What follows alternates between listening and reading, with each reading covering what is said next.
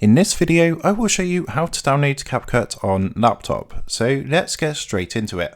So here we are, as you can see on my desktop. Now the first thing you're going to want to do is actually come down to the search box down in the bottom left hand corner.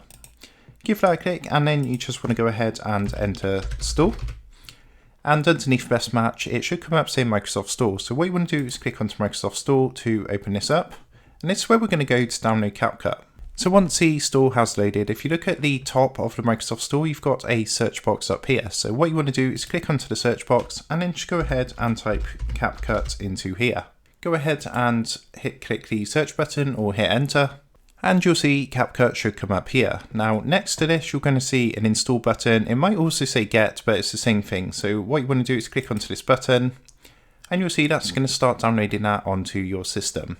So the program itself for the installation is 500 odd megabytes, so it's not going to take too long to install. It's just going to take about a minute or two. So what I'm going to do is leave that to install and then I'll come back and show you what to do next. As you can see, Capcut is now installed, so the button is now saying installed up here. So what we can do is just close down the Microsoft Store. Next, what you're going to want to do is just come down to the bottom left hand corner and you can click onto the search box again and just type Capcut into here. And then we're going to go ahead and open up the Capcut app.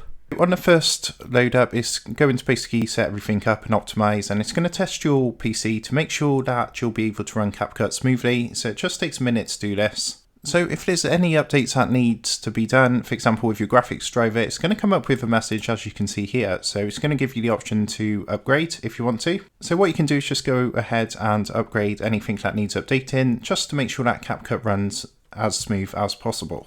And once that's done, what's going to happen, it's going to load up the interface like so, and you can go ahead and now start creating videos. So I hope this quick tutorial helped you out today, and if it did, I'd really appreciate it if you were to consider dropping down below the video, leaving a like and also subscribing to the channel.